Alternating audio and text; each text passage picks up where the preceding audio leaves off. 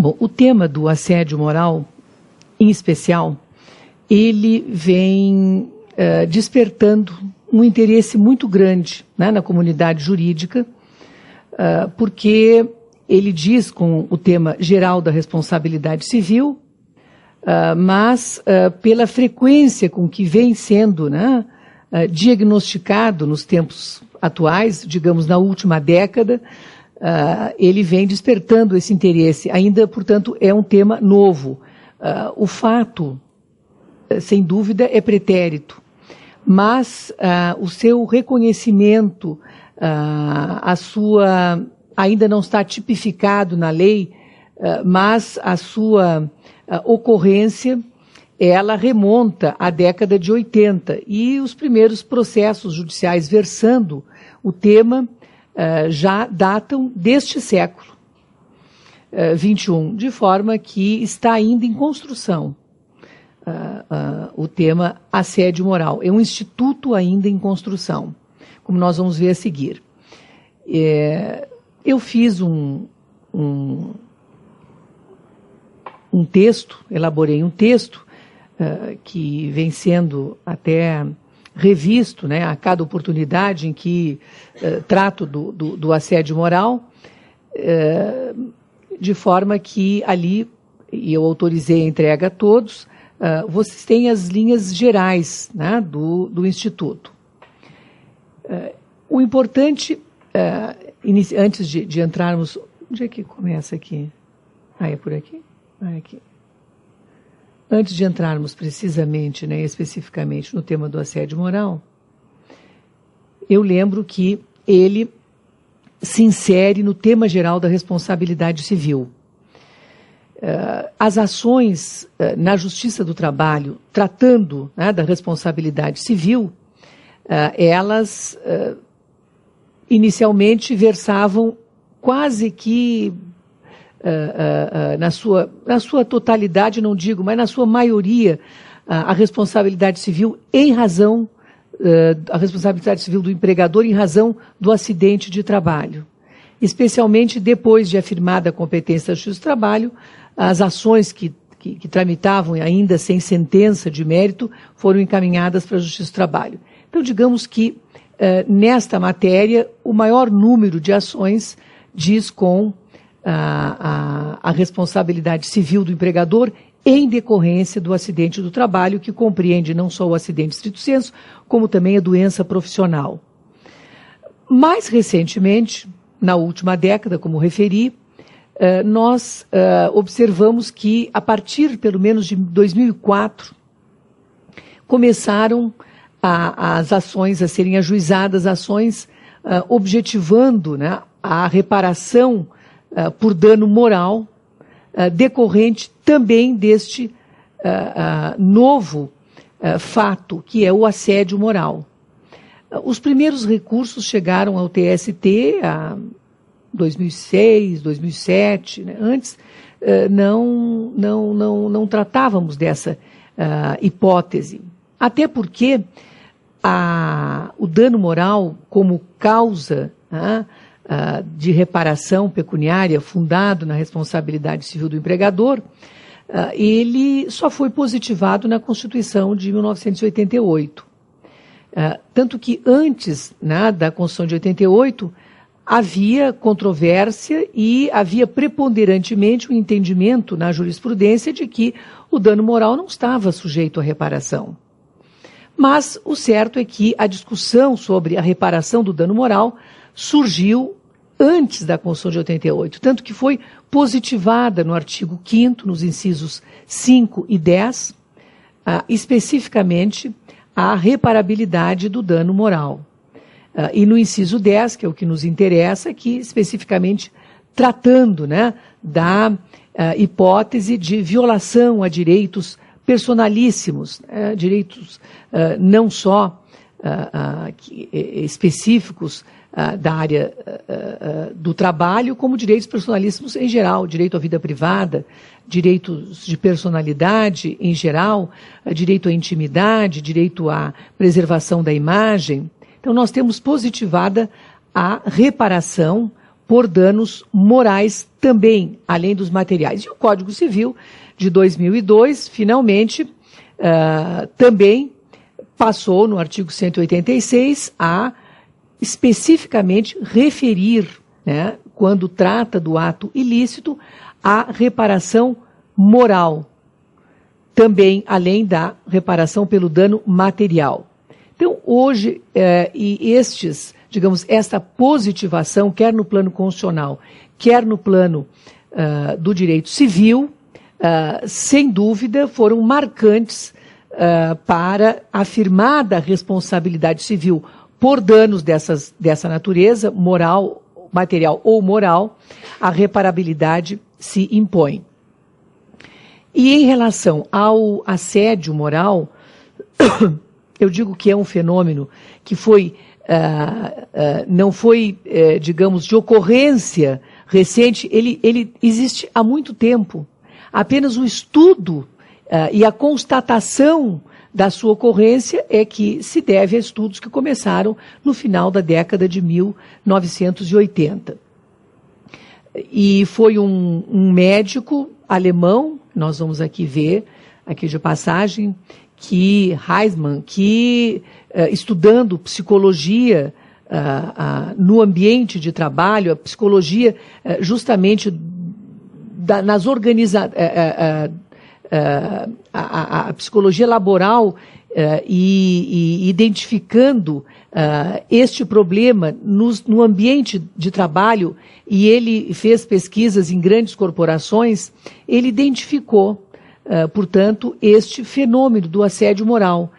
Pessoas que apresentavam distúrbios psicológicos e que esses distúrbios se identificou como causa dessa ocorrência, né, hostilidades, eles decorriam os sintomas, né, de pânico, de insegurança, que geraram, né, essas consequências de ordem psicológica, elas remontam, né, ao ambiente de trabalho considerado hostil. E a partir daí passou-se então a estudar no plano do direito, porque vejam que é multidisciplinar o assédio moral. Ele diz com o direito, ele diz com a psicologia, portanto com a medicina do trabalho em especial, e ele, né, tem uma visão e um conteúdo, né, interdisciplinar. Então vamos ver o conceito o conceito que, em razão desses estudos e na falta de positivação, se estabeleceu na doutrina. Foi por primeiro a doutrina que buscou as características do Instituto para definir e, assim, especificar as hipóteses que podem ser qualificadas como assédio moral.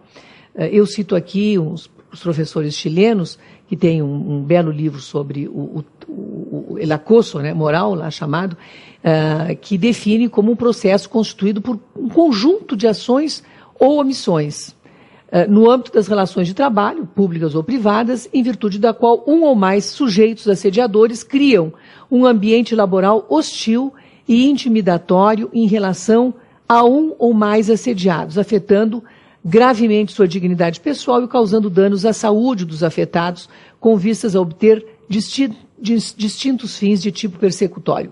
Temos outras definições que estão aqui colocadas, sempre em todas se identifica um elemento peculiar, que é a repetição ou sistematização de atos ou de omissões que afrontam a dignidade do trabalhador, a sua integridade psíquica, colocando em risco o seu emprego ou degradando o ambiente de trabalho. Esta autora nacional, Márcia Novaes Guedes, é uma juíza que escreveu um livro muito bom, Juíza na Bahia, que tem um precioso trabalho também, pioneiro no Brasil sobre o tema. Ela identifica dois aspectos essenciais. A regularidade dos ataques, portanto, é uma violência sistemática, que dura um certo tempo, e o objetivo é desestabilizar a vítima com fins de ou afastá-la do emprego, não diretamente, mas indiretamente, por isso que se diz que é o dolo eventual, porque aqueles atos que são praticados com o fim de desestabilizar o trabalhador, ele não tem como fim a desestabilização, ele tem como fim ou que o empregado peça demissão, ou que se aposente, ou que peça uma transferência, ou que adira um PDV. Enfim, o objetivo é afastar o empregado daquele ambiente de trabalho. Então, esses são fatos, são elementos que compõem o suporte fático, né, do Instituto e que foi identificado pela doutrina. E a jurisprudência, inclusive, vem se valendo destes elementos para, como não há uma lei, para enquadrar as determinadas hipóteses ou não como assédio moral. Eu peço que, se tiverem alguma dúvida, quiserem colaborar durante a exposição, podem fazê-lo. Eu acho muito importante, porque ficar um falando, sem, né, uma interação, às vezes cansa, né? De forma que tem toda a liberdade para, ocorrendo, né, alguma informação que desejem obter ou alguma contribuição que possa ser dada à minha exposição, podem levantar o dedo que eu vou ouvi-los, tá bom? Sem constrangimentos. Aqui eu estou referindo, né, justamente a essa descoberta, digamos, dos sintomas pelo professor, pelo médico Heinz Lehmann, e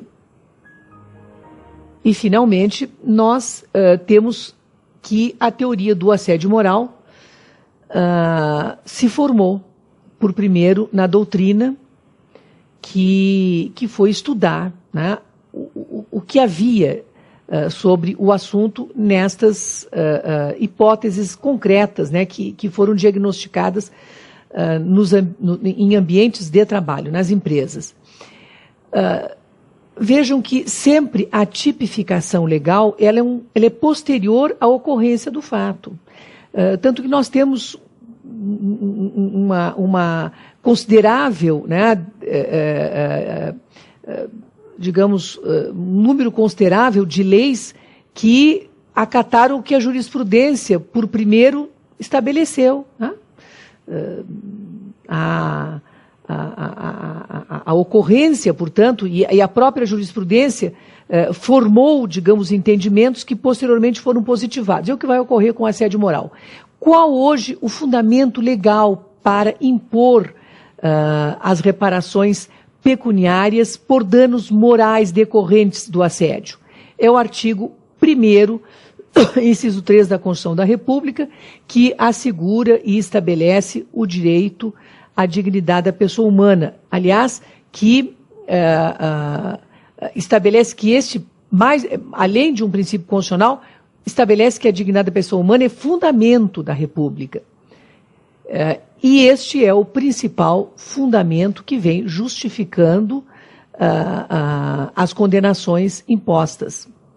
Nós temos também, então é um direito constitucional que ampara a pretensão dos autores. E, além do princípio da dignidade da pessoa humana, também está positivado no artigo 6º da Constituição o direito à saúde, no caso concreto, a saúde mental, que foi desrespeitada. E o direito à honra, previsto no artigo 5º, inciso 10, aqui já referido, todos da Constituição da República. Então, o fundamento hoje das pretensões a reparações, sejam de natureza civil, sejam, né, de natureza trabalhista, que também é civil, mas específica, com um efeito específico laboral, elas têm como fundamento maior a Constituição da República, mais especificamente os artigos 1º, inciso 3, 6º e 5º, inciso 10. E a diversidade, a partir, né, desse fundamento, nós vamos identificar que cada dia que eu examino um processo, que nós consultamos, não é, a jurisprudência dos tribunais, nós identificamos novas hipóteses que são enquadradas como assédio moral.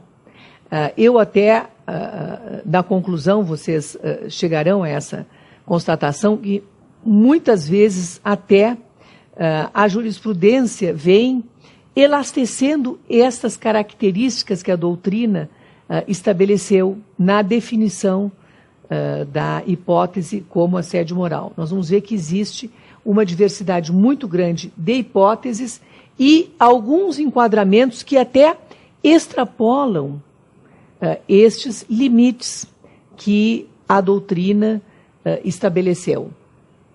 E hoje também a jurisprudência também consolidou. Então, quais são as características do tipo? Dano ao patrimônio moral. Porque o dano físico é reparado materialmente. E o Código Civil é expresso. Né? Nós temos a reparação moral, né, que compreende, né, o dano emergente e os lucros cessantes, facilmente identificáveis em hipóteses de acidente de trabalho, né? E temos também o pensionamento, que o artigo 950 do Código Civil prevê e que se insere na reparação por dano material. O assédio moral, ele não exclui a reparação pelo dano material que possa ocorrer. Porque, veja, o dano material que pode decorrer terá uma reparação própria, porque o dano material tem essa previsão específica no Código Civil. Eu vou considerar quanto que gastou com o médico para custear um tratamento psicológico. Ficou com uma doença psicológica irreparável, posso até questionar a hipótese de um pensionamento, se a pessoa ficou impossibilitada de trabalhar. Mas o essencial, que é o que ocupa aqui 90% do nosso tempo, é o assédio sob aspecto moral. E esta ofensa ao patrimônio moral, ela é uma violência pessoal e necessariamente moral e psicológica.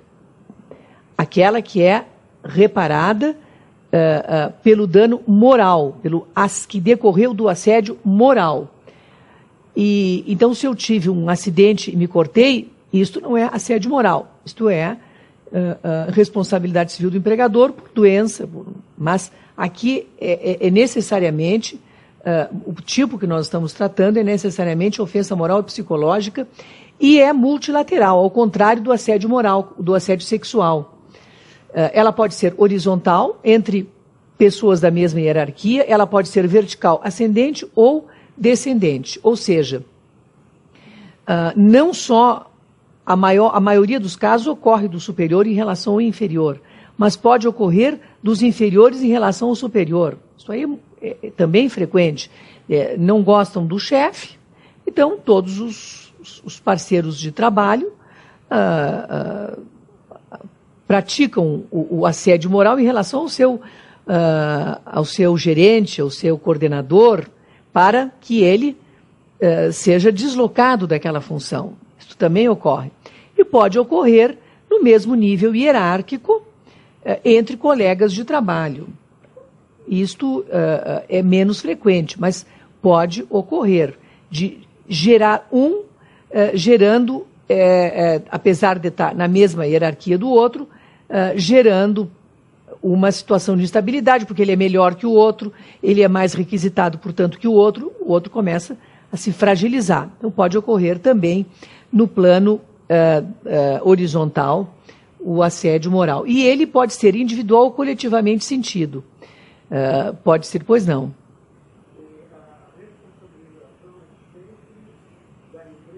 Sim. Sim, é sempre da empresa. Está no artigo 932 do Código Civil. Deixa eu até pegar aqui o artigo, usar o código. É sempre do empregador. Há previsão expressa no Código Civil que o empregador responde por atos dos seus prepostos. Então, a responsabilidade civil sempre é do empregador, independente de ser um superior hierárquico, um inferior da mesma hierarquia, e isto está especificamente previsto. Não.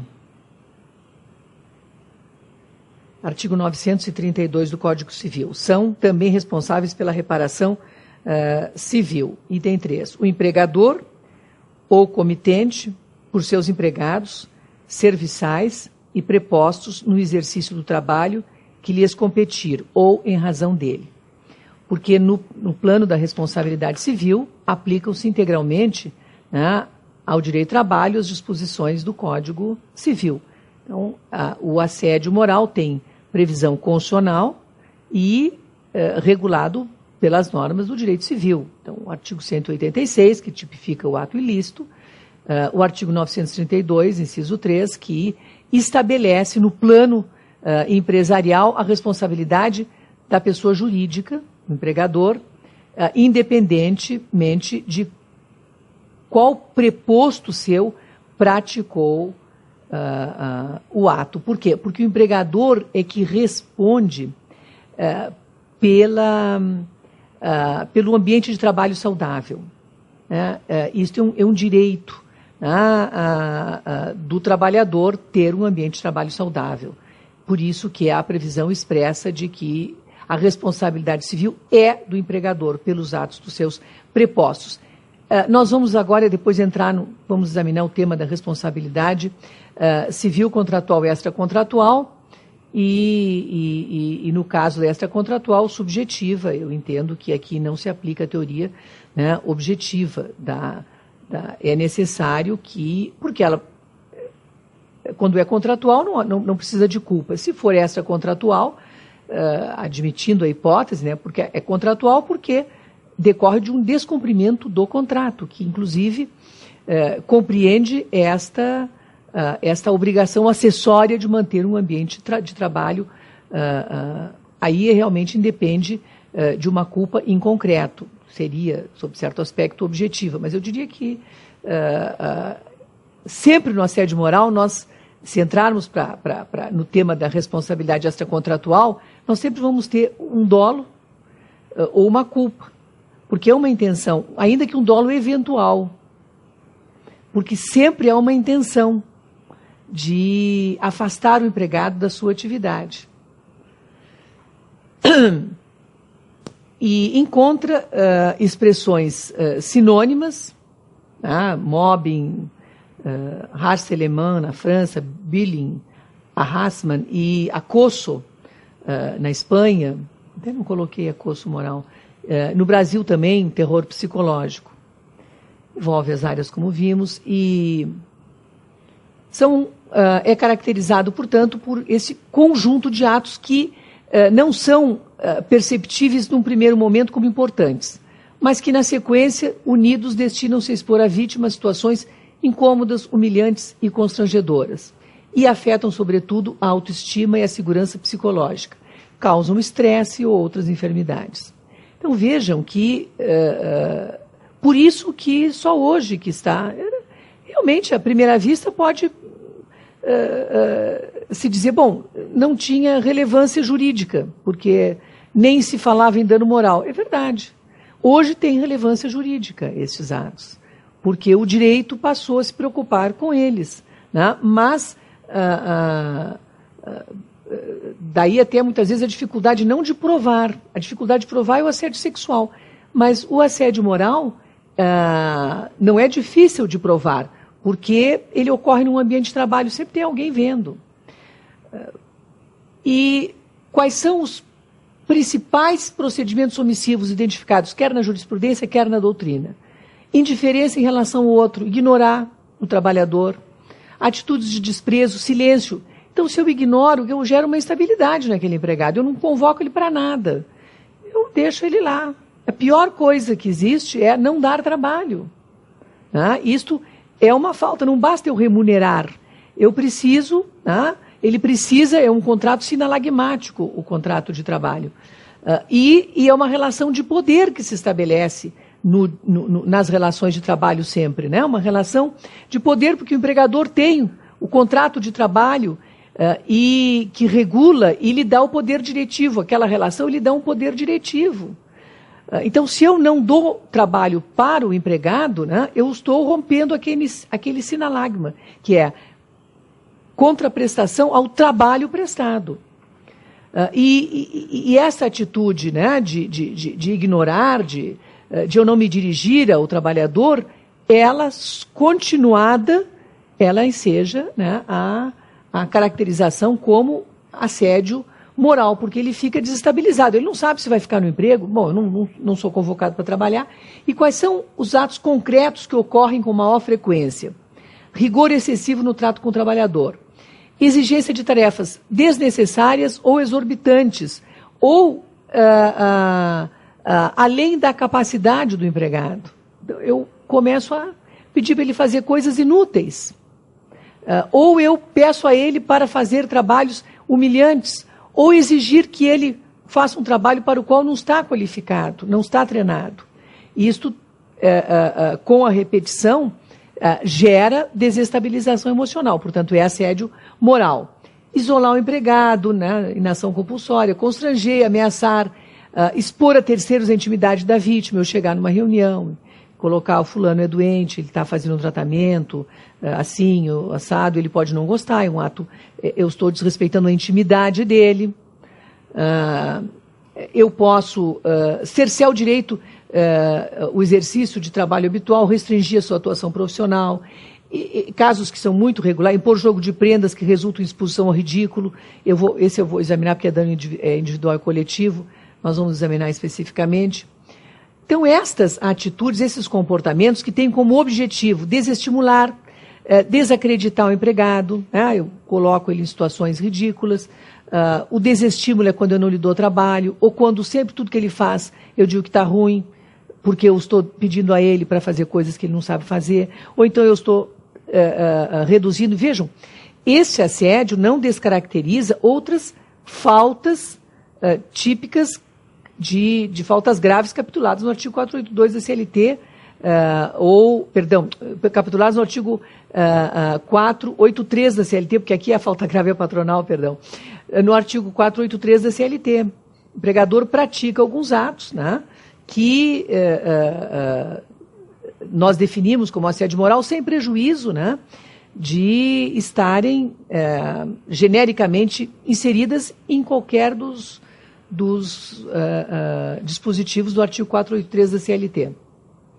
Na verdade, ele gera uma despedida indireta, o assédio moral. O empregado fica, né, fragilizado e acaba, muitas vezes, preferindo, né, o desemprego. Então, o objetivo é desestimular, desacreditar, deprimir, isolar e, portanto, fragilizar a autoestima. E, em geral, o objetivo é que o empregado tome a iniciativa de rescindir o contrato de trabalho. Hoje, creio que, com as penalidades impostas, o número de ocorrências diminuiu bastante. Em 2006, 42% dos trabalhadores tinham sido vítimas de assédio moral. Esse levantamento de 2006. E da OIT, no mesmo sentido, do ano de 2000. Quer dizer, é que na Europa se estudou antes, né, se identificou antes do que aqui no Brasil. Qual a diferença do assédio moral para o assédio sexual? Elas são figuras afins, mas elas não se confundem. No assédio sexual, que está tipificado no Código Penal, então hoje nós temos uma tipificação, sabemos quando ocorre e quando não ocorre. A violência tem direção vertical e sentido descendente, sempre. Portanto, entre dois colegas da mesma hierarquia, não se tipifica o assédio sexual. Então, se eu vou assediar sexualmente o meu colega de trabalho, que é da mesma hierarquia minha, ou um superior meu, pode até ser assédio sexual, mas não está tipificado como crime, porque pode até gerar um assédio moral, dizer, bom, eu estou constrangida, porque eu estou sendo aqui constrangida pelo meu colega de trabalho, mas não é crime. de assédio sexual, porque este, segundo o Código Penal, constranger alguém com o intuito de obter vantagem ou favorecimento sexual, prevalecendo sua agente da sua condição de superior hierárquico ou ascendência inerentes ao exercício de emprego, cargo ou função, detenção de 1 a 2 anos. Então, é o superior que, para dar uma promoção ou mesmo para preservar o emprego do seu subordinado, utiliza, né, este mecanismo, né, de condicionar a favores de ordem sexual. Então, vejam que são afins, mas este está tipificado e pressupõe sempre esta condição. E, verificado o assédio moral, ele vai responder criminalmente o assediador diretamente e civilmente a empresa pelo dano moral decorrente, né, que decorreu para o trabalhador ou eventualmente até por um dano material. Mas a responsabilidade criminal, esta sim, é sempre pessoal, daquele que pratica o ato. A civil é que é do empregador, como nós vimos, fundada no artigo 932, inciso 3, para as duas hipóteses. Bom, quanto à disciplina legal, nós não temos. Não há ainda lei federal dispondo sobre o assédio moral. Eu selecionei vários projetos de lei que estão tramitando no Congresso Nacional, objetivando justamente regular o Instituto.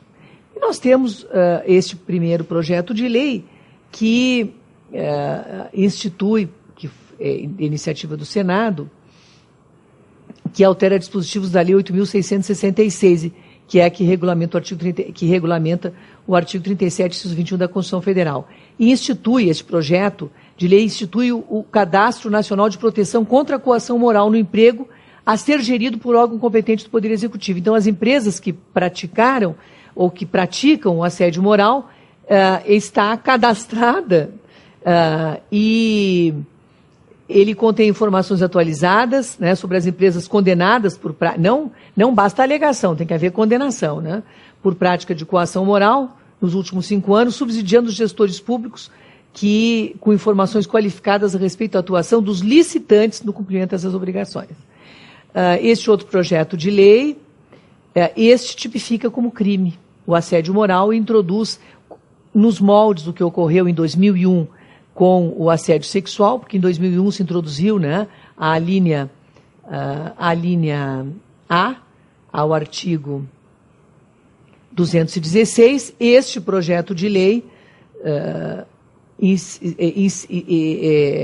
insere o inciso A no artigo 146 do Código Penal, dispondo sobre o crime de assédio moral no trabalho. Pretende tipificá-lo, portanto, como o ato de desqualificar reiteradamente, por meio de palavras, gestos ou atitudes, a autoestima, a segurança ou a imagem do servidor público ou empregado em razão de vínculo hierárquico, funcional ou laboral.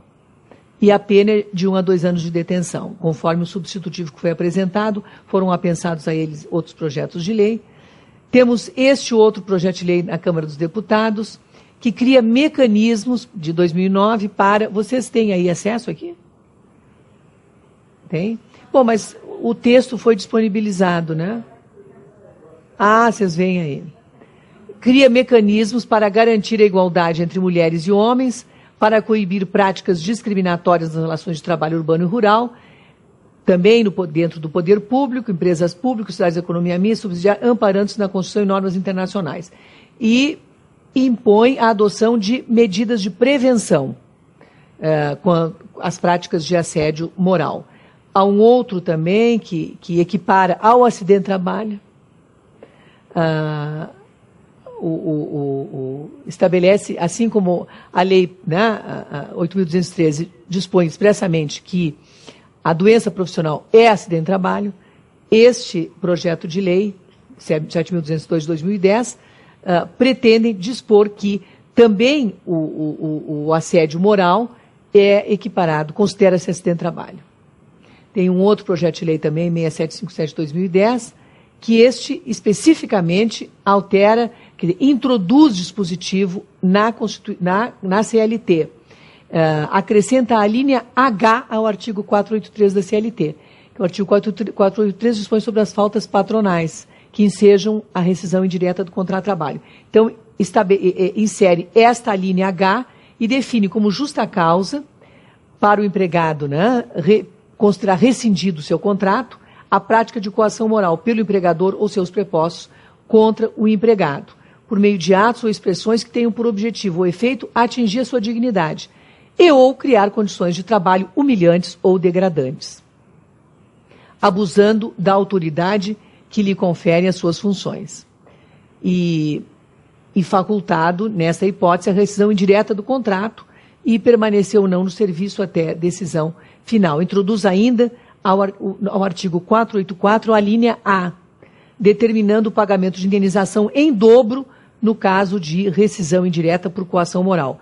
A indenização em dobro se refere aos 40% do fundo de garantia devido quando ocorre rescisão sem justa causa.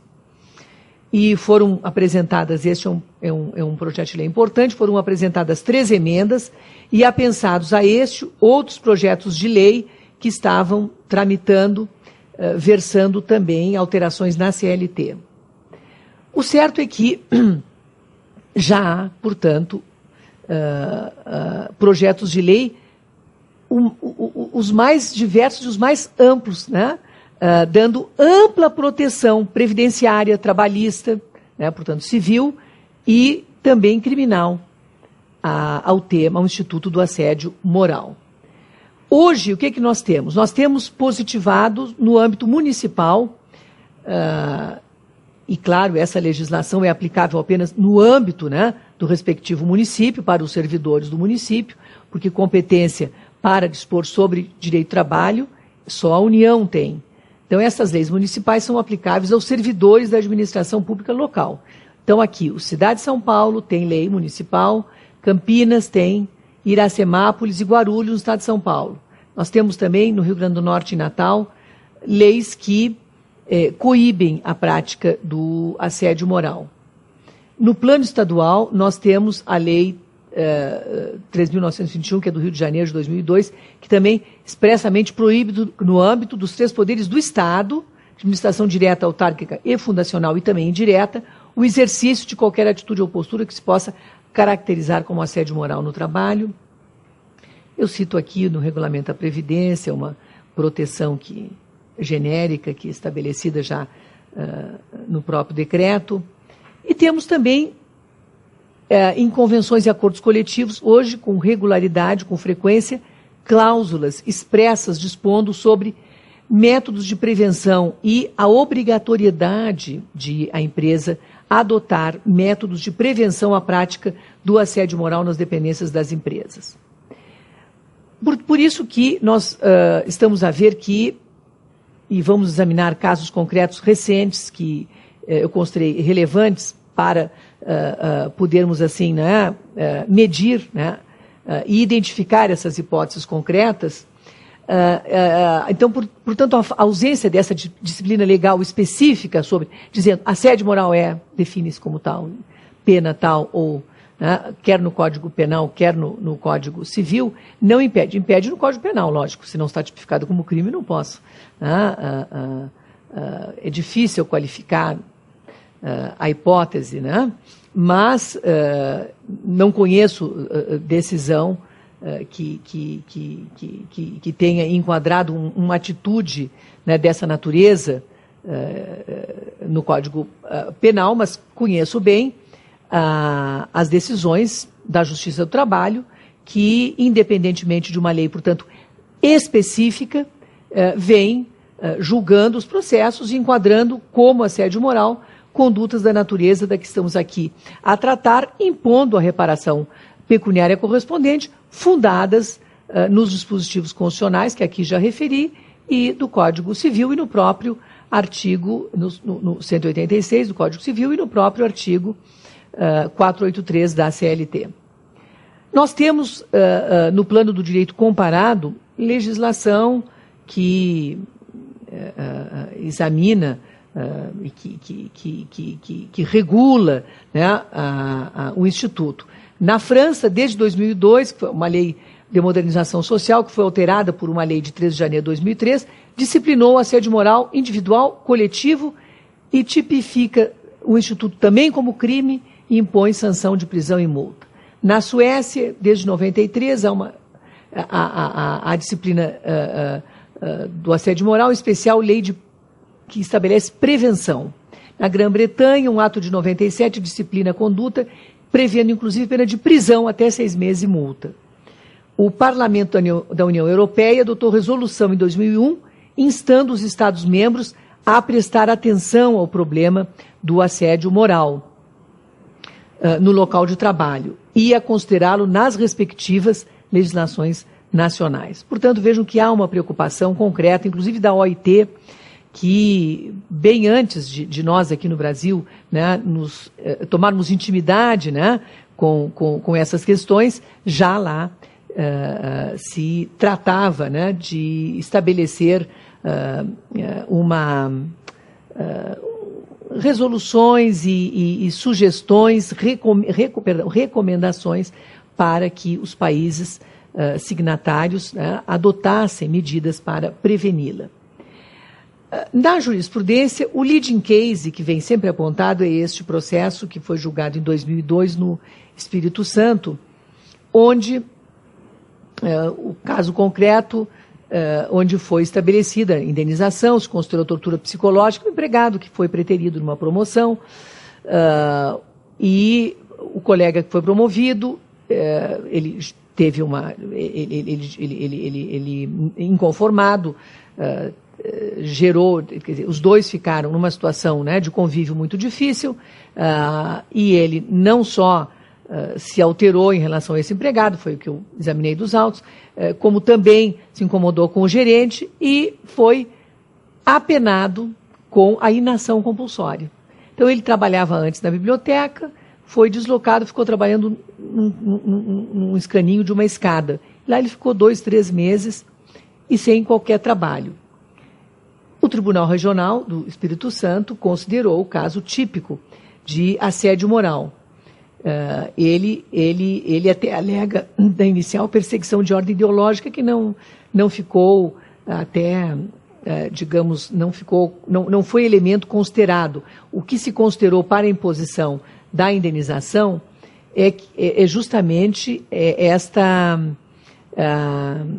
perseguição, digamos, pelo desprezo que o empregado sofreu. O gerente anunciou numa reunião para os demais empregados que ele estava proibido de entrar na biblioteca, que era o seu local habitual de trabalho, e ele, por cerca de 2 meses, ficou sem receber qualquer trabalho, obrigado a ocupar uma escada interna do prédio local, que foi denominado pelos colegas gabinete do Harold, prenome do reclamante, segundo uma testemunha. Então, se considerou típico assédio moral. Vejam que é uma hipótese difícil esta. Mas não é pouco, com variantes, nós temos muitos casos de... até um caso que eu refiro aqui, de um ex-gerente de um banco que botaram para sem cadeira mais, ficava atendendo só pessoas físicas nas filas de atendimento, né, do autoatendimento. Então, não há qualquer demérito nessa função, mas se ele era gerente, tinha lá a sua mesa, aí de repente ele é deslocado para fazer um atendimento, né? Então, além de um rebaixamento funcional, se caracteriza, né, digamos assim, uma penalidade por alguma razão, e isto fragiliza a autoestima do empregado, né? É considerado, além de um rebaixamento funcional, assédio moral. Por quê? Porque se repetiu no tempo, né? Não dou trabalho e mudei o local com este intuito persecutório. Este acórdão do TRT da Terceira Região, que é um acórdão relativamente antigo, me parece, assim, até hoje o que melhor, digamos assim, na ementa, considerou, ele é de 84, da relatoria da desembargadora e professora Alice Monteiro de Barros. Ele resume todos os elementos do Instituto na ementa, que é completa. Eu digo que é uma primorosa síntese nesta ementa do tipo assédio moral. Refere o que nós aqui já falamos, inclusive, né, surgiu, né, por esses estudos do professor Heinz Leimann, E ela diz que esse comportamento ocorre não só entre chefes e subordinados, mas também na via contrária, e entre colegas de trabalho. E qual é o objetivo? Forçar a demissão da vítima. Promover uma aposentadoria precoce. Promover uma licença para tratamento de saúde, uma remoção, uma transferência.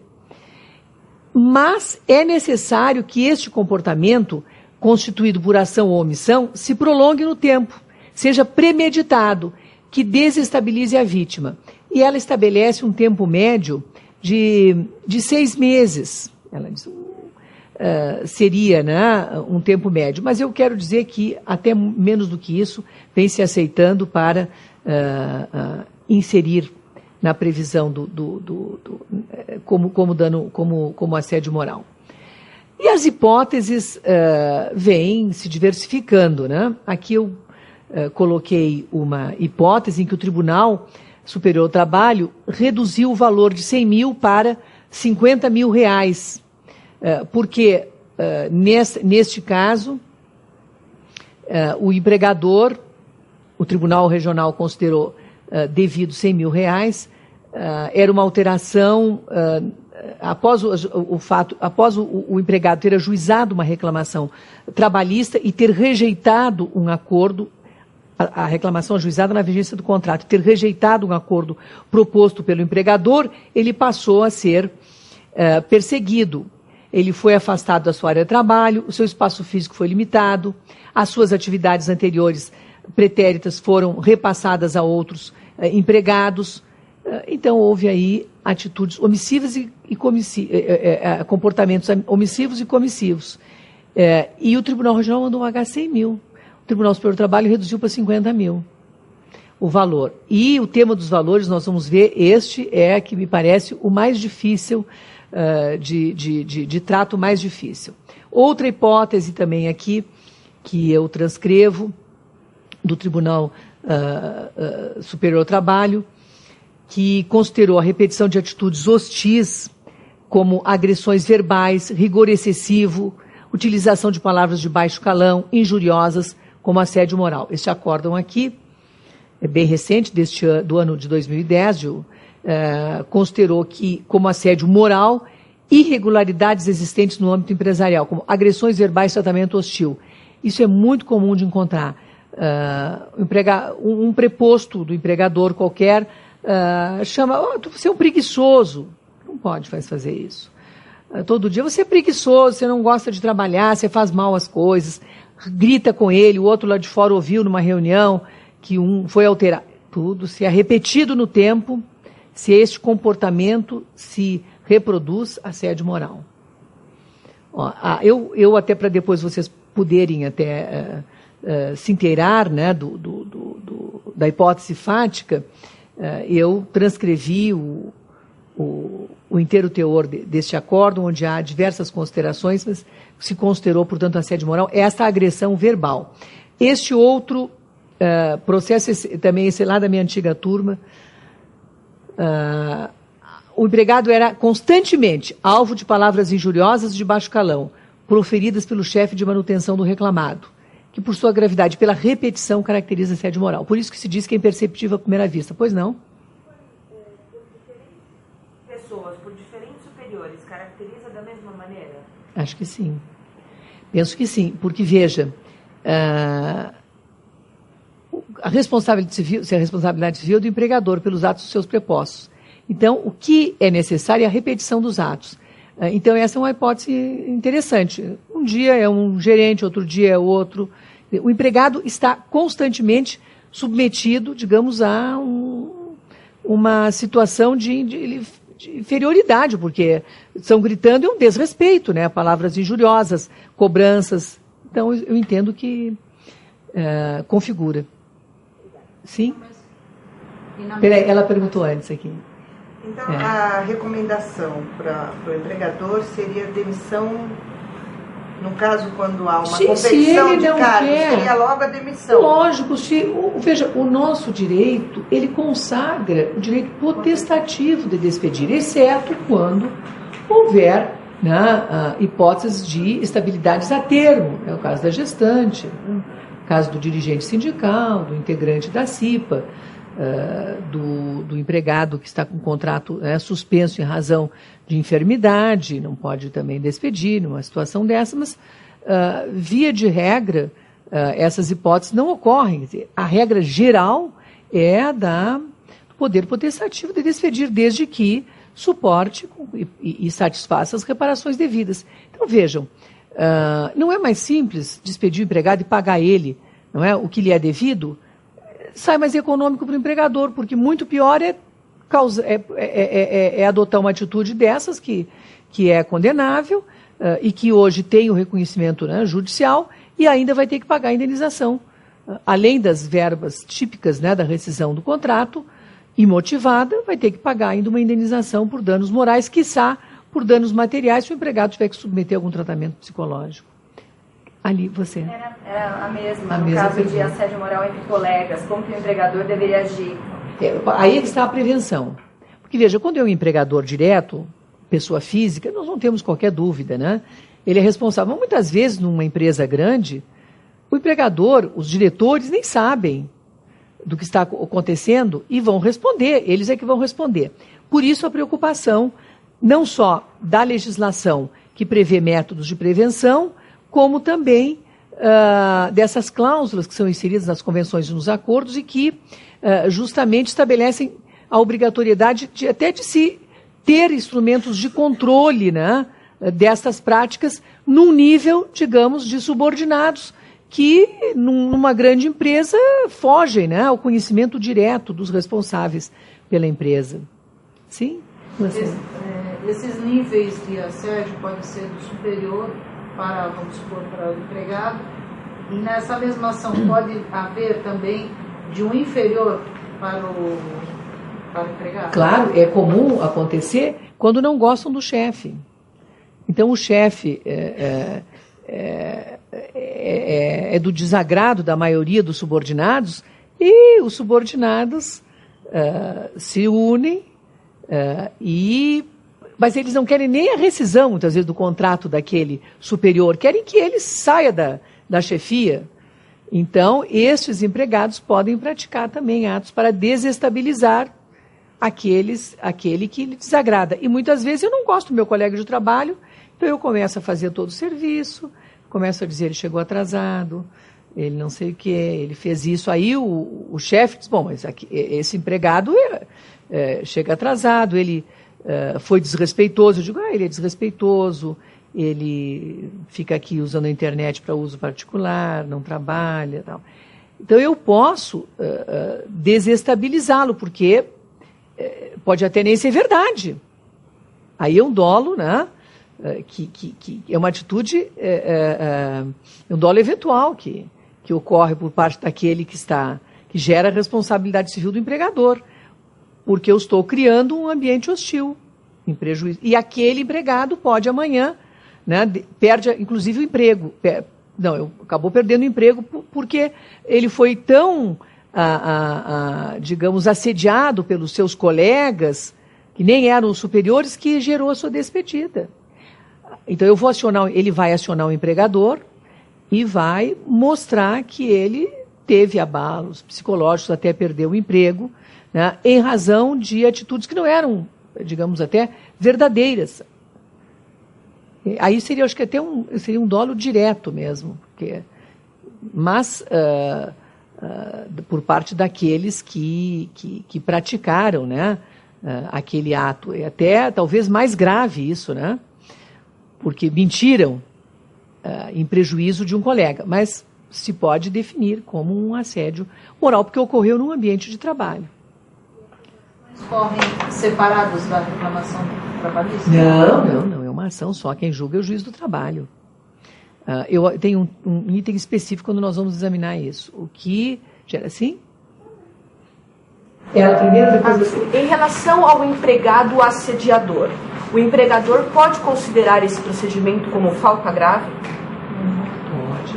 Pode. E veja, se eu estou, né, como empregado, eu sou o autor, não é, de um complô, digamos, né, para desestabilizar outro ou outros empregados, e isto pode, amanhã, isso já tem um dos exemplos aqui, é exatamente esse. Não, esse eu não coloquei aqui, esse é um processo que nós julgamos recentemente. Ficou caracterizado o assédio moral porque o gerente se dirigia ao empregado com palavras de baixo escalão. Preguiçoso, você vem dormir no emprego, ele dizia, você não quer trabalhar. E isso ficou provado, porque outros de fora das reuniões ouviam quando ele era insultado. Aí ele reclamou, ganhou a causa, foi apurada a ocorrência do dano moral. Aí a empresa disse, não, mas eu já despedi esse gerente, porque eu verifiquei que ele efetivamente vinha praticando atos dessa natureza, não só com esse empregado, mas com outros. E ele foi despedido. Isso pode ser considerado justa causa. Não exime o empregador da responsabilidade civil em relação àquele que foi molestado. Mas, que ele responde, mas ele pode usar esse fato como causa para afastar o empregado. Claro, o que vai acontecer? Ele vai despedir por justa causa o empregado. Porque isso eu acho que é, inclusive, um ato de, não é nem de insubordinação, até de indisciplina, né? Porque ele está praticando isso com regularidade, né? Então, ele está descumprindo ordens gerais da empresa, que é a condição de chefe, porque a indisciplina é o descumprimento de ordens gerais e a insubordinação de ordens específicas. Mas aqui, ele, como chefe, tinha obrigação de agir com zelo, e com uma conduta... não é, no mínimo, compatível, né, com um homem médio bem educado, e ele estava descumprindo, estava agindo regularmente com impropriedade. Então, ele vai ser despedido por justa causa, pode ser despedido. O empregador, amanhã, ele pode ajuizar uma reclamação e dizer, não, isso não configura falta grave, aí vai discutir em juízo se é falta grave ou não. Mas, se comprovar a ocorrência, me parece que é induvidosa, falta grave, que ele praticou. Sim. Nesse caso especificamente, sendo comprovado e sendo despedido por justa causa, cabe a ação de regresso da empresa por danos materiais contra o empregado. A empresa teve um dispêndio para indenizar moralmente outro funcionário. Essa ação de regresso é civil ou trabalhista? Não, trabalhista não. Mas é a relação do trabalho? Não, mas veja... No âmbito do trabalho. Sim, mas eu entendo que eu nem vi na justiça comum. Eu posso assegurar a competência da justiça do trabalho, sem dúvida, pela emenda 45, ela foi ampliada de forma sensível. Nós ficaríamos aqui uma manhã tratando só desse tema. Mas veja, a natureza desta pode até ser uma relação entre o empregado e entre um ex-empregado e o seu antigo empregador, decorrente da relação de trabalho. Eu entendo, entretanto, que a natureza civil prepondera, porque o empregador vai se ressarcir do empregado, mas provavelmente vai ser julgada improcedente essa ação, porque o Código Civil é expresso no sentido de que ele que responde civilmente, a responsabilidade civil é do empregador. Portanto, no âmbito das relações de trabalho foi aplicado o dispositivo. Agora, uma ação regressiva, eu não vejo como postular, é discutível até a questão, eu duvido que algum juiz do trabalho fosse considerar essa possibilidade, inclusive duvido que qualquer juiz civil também o faça. Mas me parece, assim, tão fora, digamos, a matéria, porque a nossa competência ela é material, e me parece, né, tão fora da natureza do vínculo, porque é uma ação regressiva que não se fundamenta no contrato de trabalho, quer dizer, ele pode postular civilmente. Bom, eu tive que responder porque a obrigação é minha, mas eu duvido que algum juiz, quer civil, quer trabalhista, defira, porque o Código Civil ele estabelece de forma clara que a responsabilidade civil é do empregador. Então, não vejo fundamento jurídico para o exercício de uma pretensão dessa natureza de obter, né, a devolução. A sua opinião, trazer isso efetivamente, essa ideia da colega, para a discussão na área civil contratual. Fazer um contrato entre as duas pessoas físicas, ou a pessoa jurídica, a pessoa física, na qual essa tem por obrigação comunicar qualquer situação que venha a seu conhecimento, sob pena disso, sem dúvida. Aí é uma obrigação contratual que vai ser executada. Exatamente. Aí sim, porque você, no trabalho do empregador, não tem o que fazer. Quer dizer, a coisa acontece. Seria uma cláusula contratual preventiva. Nesse caso, uma multa, ou simplesmente do valor que ele teve que arcar. Se houver uma previsão contratual, aí é um fundamento, que é o descumprimento do contrato. E até seria da Justiça do Trabalho. Aí seria da Justiça do Trabalho, porque há uma previsão no contrato de uma ação regressiva, se houver a prática. É uma hipótese. O empregador avisa, salienta, estabelece. A coisa ocorreu alheia ao conhecimento dele. Você sabia que isso... Não, nessa hipótese é possível. Nessa hipótese seria possível. Claro, porque... Exatamente. Estabelecer especificamente no contrato essa possibilidade. Então, em relação ao lesado, ainda que exista essa cláusula contratual, ela não tem eficácia em relação ao lesado. Mas, para amanhã, nessa relação empregador com o assediador, havendo essa cláusula, é possível realmente, pelo menos, ele ajuizar uma ação para obter a devolução. A devolução não, o ressarcimento. Em relação à condenação à empresa, o assediador praticava o assédio contra aquele determinado empregado. Quando vai haver condenação da empresa, se a empresa já havia dispensado o assediador, faz diferença para a valoração dessa condenação? Não, é exatamente esse exemplo que eu dei por último. Não, ao contrário, eu acho até que vem até dar fundamento. Nesse caso que eu referi por último, que não está aqui, nós julgamos recentemente, a hipótese foi essa.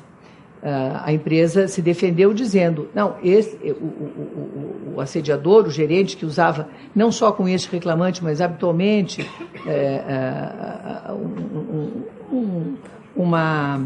palavras que não revelavam boa educação, que eram agressivas, ele foi despedido. Mas isto não exime de responder, não exclui a sua responsabilidade. Pode ser atenuante. Pode ser uma atenuante. Pode ser uma atenuante. Até porque eu digo que o grande tomou atitude. Tem razão. É atenuante na reparação. Por quê? Porque a indenização, eu acho que o grande problema hoje não é mais nem a definição das características, porque independente da lei nós temos as características do Instituto.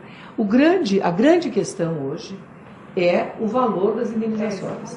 Por quê? Porque não há uma previsão, como no caso do dano moral, do dano material, que pode ser o dano emergente ou o lucro cessante. Aqui não há.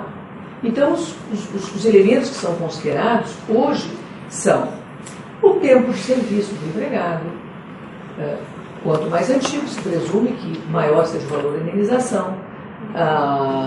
O tamanho da empresa, a possibilidade, inclusive, se uma microempresa, um pequeno empresário, é diferente de uma grande organização, que se presume tenha condições de adotar um sistema preventivo, mais eficiente. O valor do salário do empregado, um empregado que ganha menos, um empregado que ganha mais. Então, são fatores objetivos que vêm sendo considerados para justamente... tanto que o meu livro, esse é o princípio da dignidade da pessoa humana, na perspectiva do direito como integridade, eu justamente me preocupo com a aplicação indistinta do princípio para deferir direitos pelo Poder Judiciário. Então, eu invoco lá os ensinamentos e a teoria da integridade de Ronald Dworkin, que justamente, um justo filósofo norte-americano, teve essa preocupação. Ele estabeleceu muito mais do que uma teoria da jurisdição, mas eu digo que é um norte para o juiz, porque ele, claro que eu fugiria aqui, é outro tema que seria outra discussão, mas ele tem essa preocupação de o juiz não utilizar os seus critérios subjetivos, quer dizer, o seu modo de pensar, os seus valores, né, os seus argumentos, e não aqueles objetivos para aplicar um princípio de forma indistinta. Então, o que diz Dworkin, resumindo ao máximo? Nós não podemos aplicar porque ele trata da aplicação dos princípios, né? Nós não podemos, isso quando não há uma regra específica, então nós utilizamos o princípio da dignidade da pessoa humana vem sendo aplicado indistintamente para regular e para justificar, não é, condenações das mais diversas naturezas. Então, o que ele diz? O juiz não pode adotar na decisão argumentos de política. O que são argumentos de política? São argumentos de natureza econômica, financeira, partidária,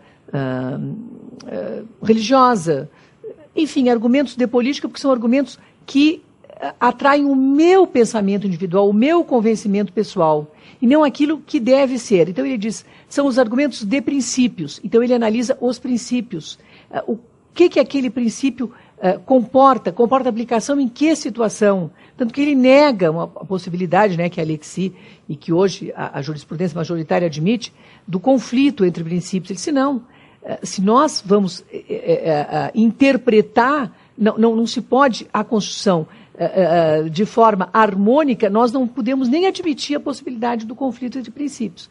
Então, vejam, esta orientação é que o juiz deve ter, e eu estou procurando aqui sintetizar ao máximo esse pensamento, mas na aplicação, quando condena no pagamento da reparação pecuniária, exatamente porque não há eu estou aplicando o princípio da dignidade da pessoa humana, o princípio do direito à saúde, eu estou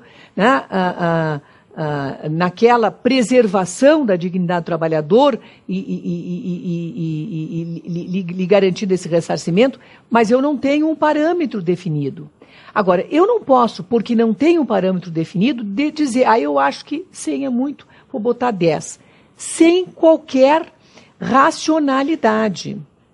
Então, não é uma fórmula que vai emprestar racionalidade à decisão, mas eu posso, né, procurar estabelecer uma fórmula com base em fatos concretos. Então, eu vou considerar estas circunstâncias todas. Eu vou considerar o valor do pedido, eu vou considerar o que é jurisprudência, que é essa preocupação de Dworkin, o que é jurisprudência em torno, porque ele examina lá a common law. Então, ele tem os precedentes como a norma, como uma norma, que nós aqui temos a norma. Então, como nós não temos uma regra específica sobre o assédio moral, eu vou tomar, em casos similares, todos os acórdãos que foram prolatados, para ver, dentro daquela unidade, eu manter, né, procurar buscar esta coerência.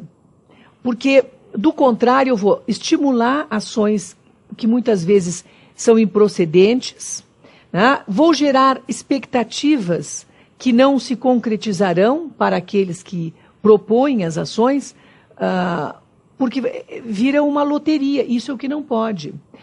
Então, quando eu digo que os precedentes são muito importantes na formulação do caso concreto, é justamente por isso.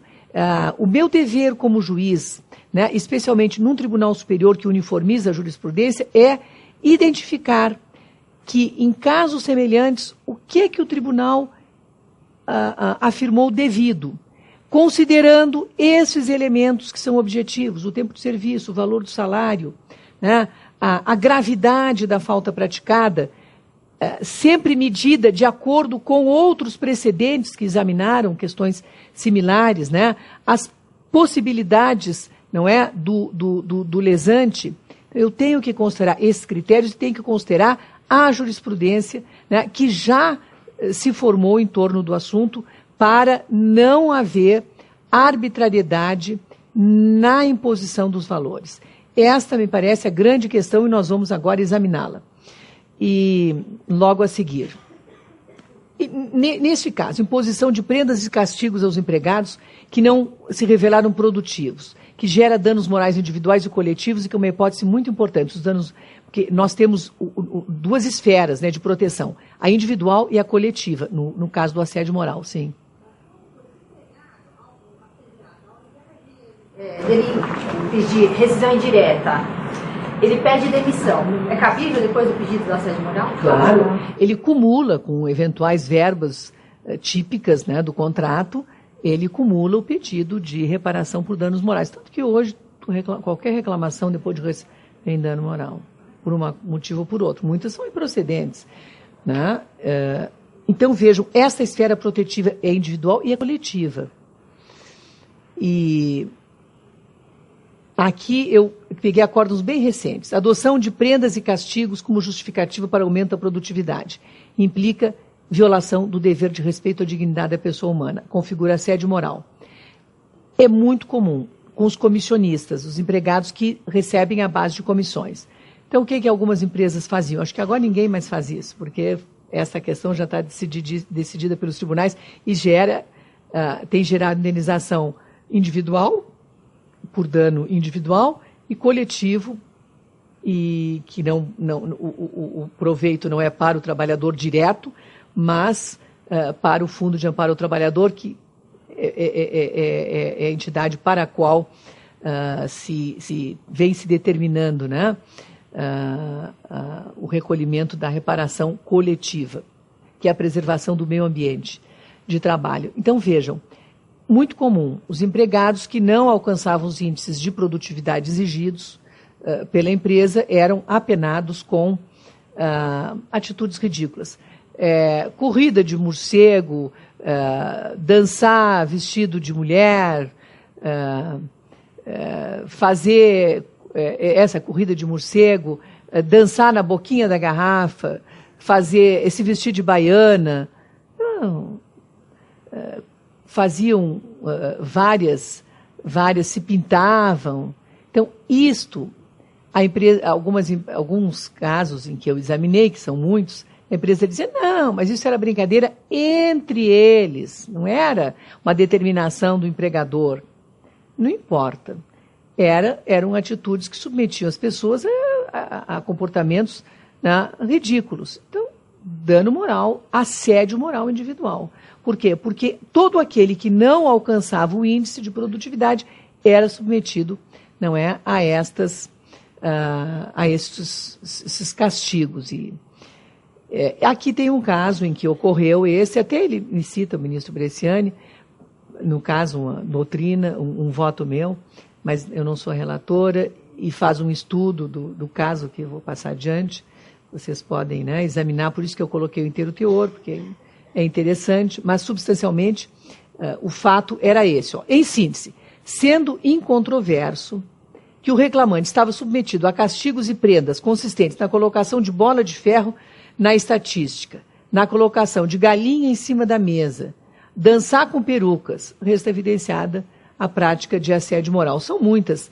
Artigo 5º 10 da Constituição, que é o típico, é o artigo 5º 10, violação da intimidade, dos direitos da personalidade do trabalhador em geral. Dano moral.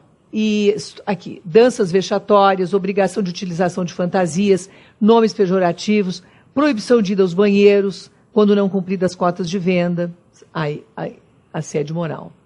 Veja, há hipóteses em que se considera também dano assédio moral quando o empregado, não por imposição de penalidade, mas regularmente ele só tem licença para ir ao banheiro, porque, veja, de certos casos a gente tem que tomar muito cuidado.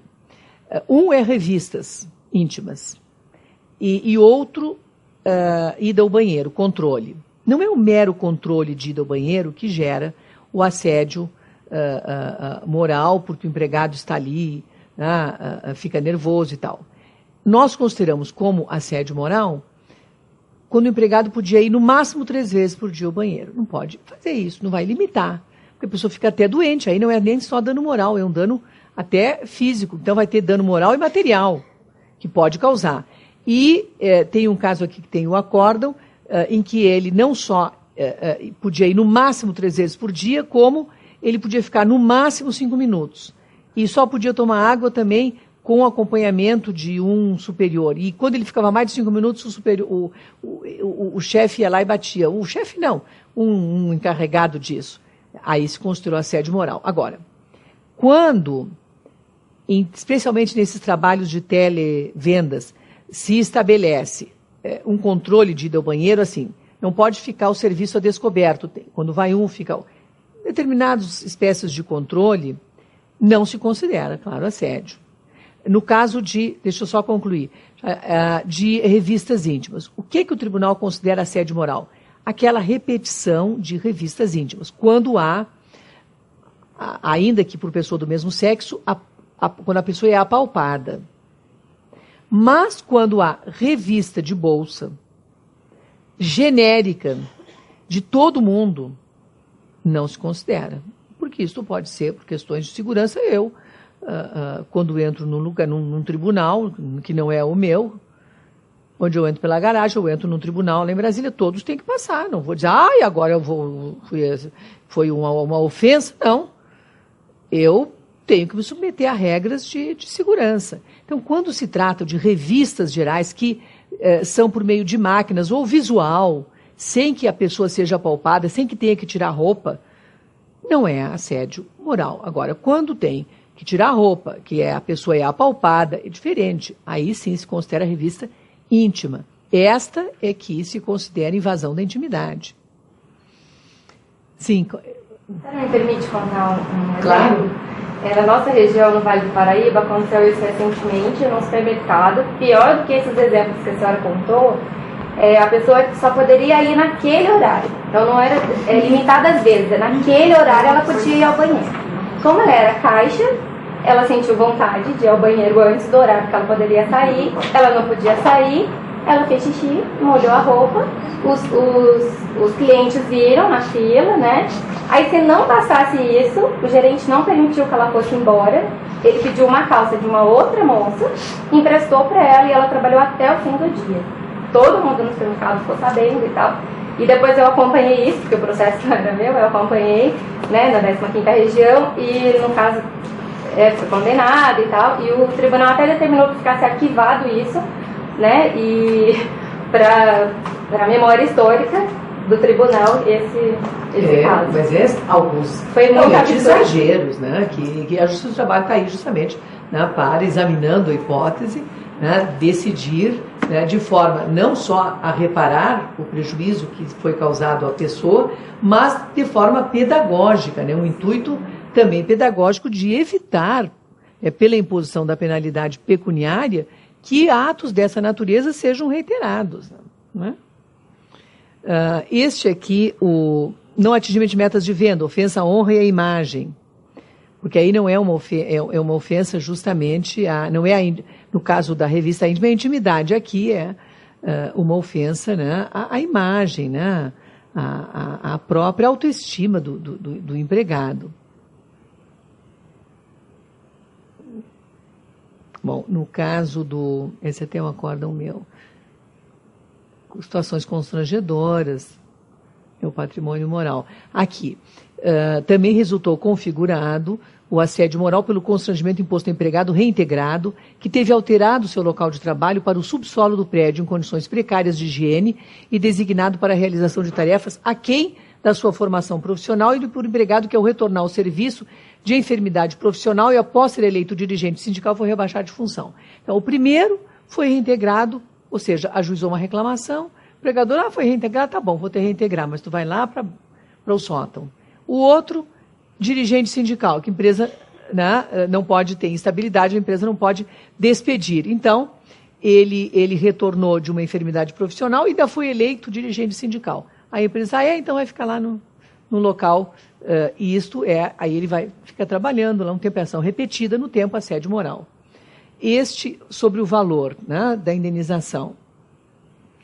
A indenização, o único parâmetro que nós temos é o artigo 944 do Código Civil, que diz que a indenização,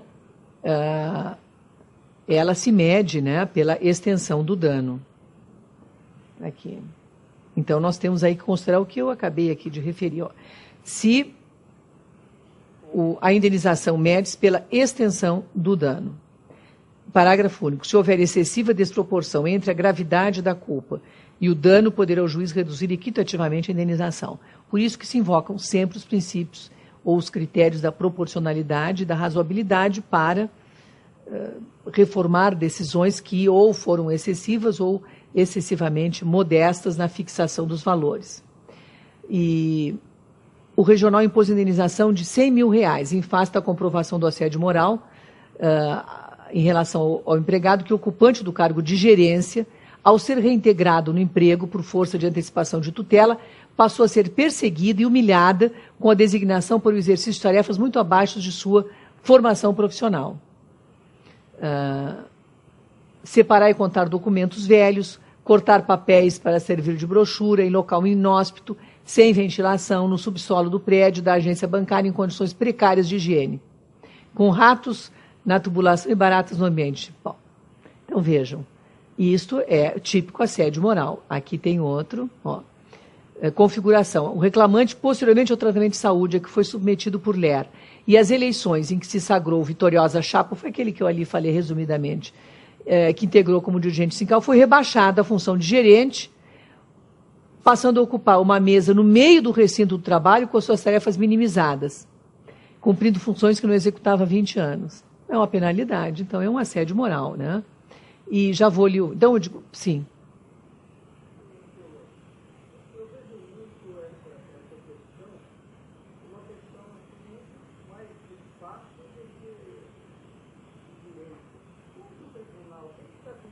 Não, exatamente. Vejam, as situações são de fato. É muito difícil o tribunal alterar o enquadramento.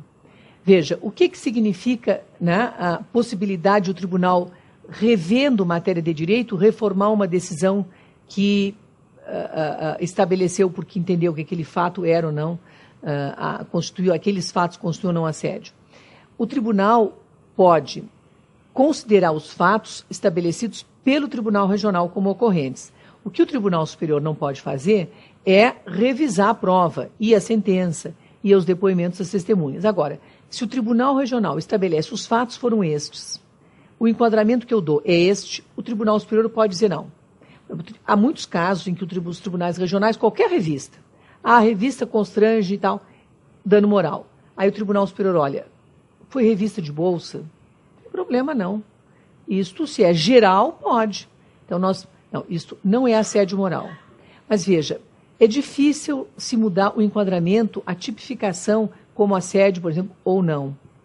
Porque o que mais se altera é o valor das indenizações, que, em geral, no primeiro grau são maiores do que as do segundo grau e as do Tribunal Superior sempre são menores. Isto não só no STJ, no TST, não só no TST como no STJ, se identifica esta preocupação de manter uma coerência entre os valores fixados.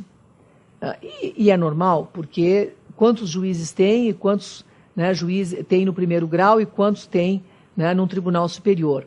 Então, lá é mais fácil, inclusive, de se identificar as hipóteses semelhantes e de se buscar eliminar ao máximo possível o subjetivismo. Eu quando vou reduzir ou ampliar o valor de uma indenização, nunca o faço pela minha cabeça, pelo que eu acho. Estou achando que 100 mil é pouco, vou botar 200. Não. Eu procuro ver qual foi o pedido inicial, vou lá olhar. Qual foi o tempo de serviço? Vou olhar a jurisprudência, né? Quanto que ele ganhava, qual era a função que ele exercia. Isto, né, considerando os fatos que estão no regional.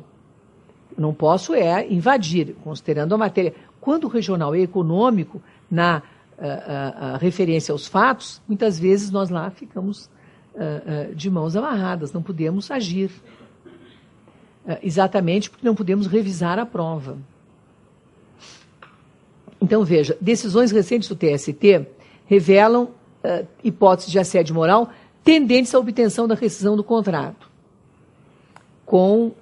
pelo menosprezo e desconforto aos direitos personalíssimos de personalidade do trabalhador.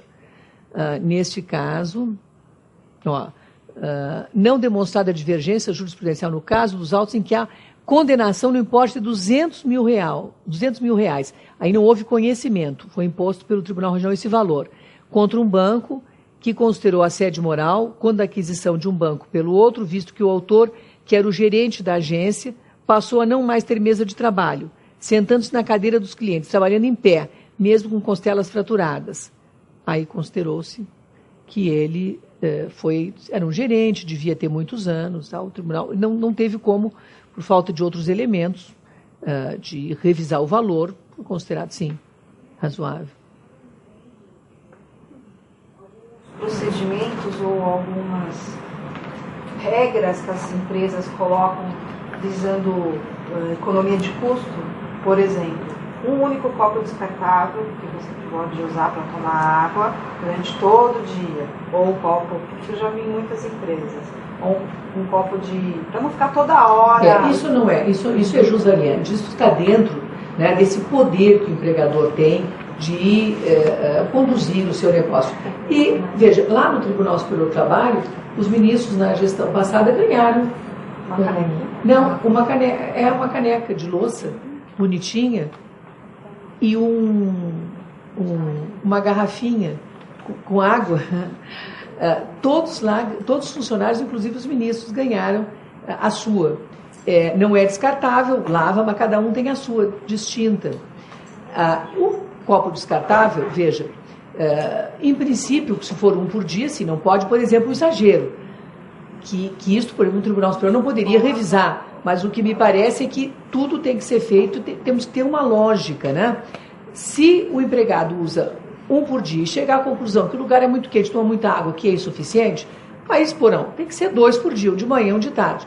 Mas medidas dessa natureza, se não forem excessivas, elas podem ser estabelecidas, me parece, dentro do jus variante do empregador. Aproveitando a oportunidade, qual é o seu entendimento, não sei se a senhora vai colocar agora, ou se, não sei se é pertinente também, se, havendo essa colocação, hoje não existe a dispensa motivada, né? Não é necessário você justificar a dispensa. Mas se isso passar a vigorar, a senhora entende que pode ampliar os casos de dano moral? Não sei, mas acho que talvez, né?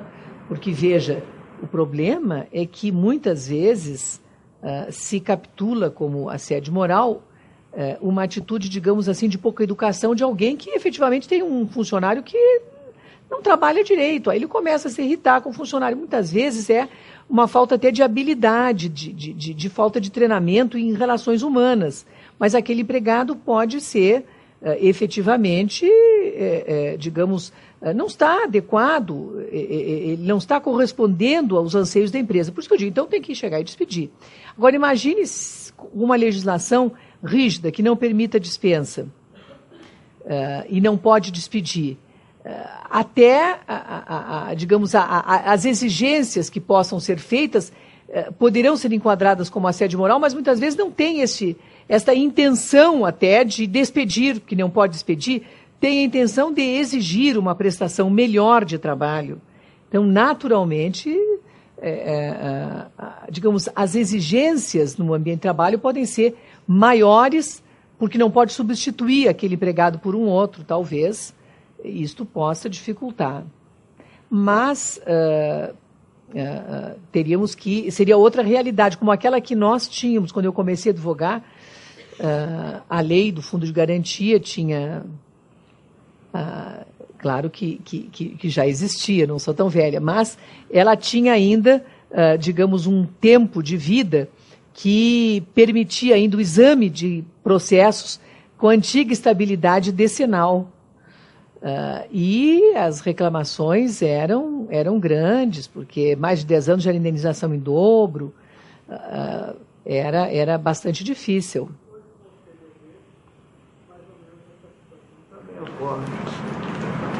Não, porque veja, o PDV hoje, como a Justiça do Trabalho estabeleceu, né, o próprio Tribunal Superior do Trabalho, que o PDV não impede o empregado de reclamar parcelas originárias do vínculo, que não estejam expressamente quitadas, os PDVs eu acho que perderam um pouco a força, né? Mas não vejo mais tantas...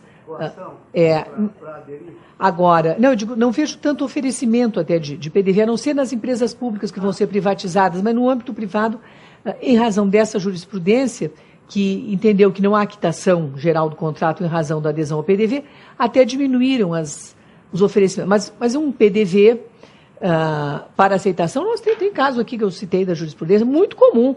O empregado não quer aderir, o empregador quer que ele adira ao PDV, então pratica atos para que ele fique logo, né, motivado, diz, bom, já estou, né, sendo aqui deslocado para um trabalho menor, tudo, eu vou logo aderir ao PDV. Sem dúvida, uma das causas é a adesão ao PDV, sim, constatadas. No caso do ingresso de uma ação onde o reclamante pede rescisão indireta por assédio moral, nós sabemos que tem que ser imediato para configurar a rescisão indireta. Imediatidade. Isso. Só que acontece assim, tem como desmembrar uma coisa da outra, por exemplo, ser julgado, dependendo, o funcionário demorou para ingressar com a ação pedindo a rescisão indireta. Ser considerado improcedente a rescisão indireta e ser pedido de demissão. Não, porque veja, se ele, no caso do assédio moral, não tanto. O princípio da imediatidade, ele é com rigor examinado nos casos de eu alegar por uma falta grave, né, a patronal isolada, que não se configura assédio, porque não é o ato isolado, não é assédio, pode ser outra falta, outro dano, indenizável até, reparável, mas não assédio moral. Mas num caso de um ato isolado, se eu espero muito tempo, não ocorre imediatidade. Mas no assédio moral, como é repetido no tempo, então não há falta de imediatidade. Ao contrário, eu preciso ter uma série de atitudes. Agora, claro, se eu fiquei 2 meses lá na garagem, me tiraram do meu ambiente de trabalho, fiquei lá trabalhando na garagem em coisas absolutamente inúteis. Aí voltei para o meu lugar, aí fiquei 1 ano trabalhando no novo local. Aí, claro que não há imediatidade. Né? Agora, se houver continuidade, isto preserva, né, exatamente a hipótese e a imediatidade não está desconfigurada, porque é um ato continuado. Bom, este caso situações aqui, ó, esse é o mesmo, metas de produção não foram atingidas, assédio moral, famílias, esse é outro caso em que em procedimento em que está embutida a desqualificação profissional do trabalhador, com o esvaziamento de suas atividades, o que constitui assédio moral com o dano consistente na afronta à dignidade do trabalhador. Quando ele foi deslocado para trabalhos que eram incompatíveis com a contratação. Então vejam aqui.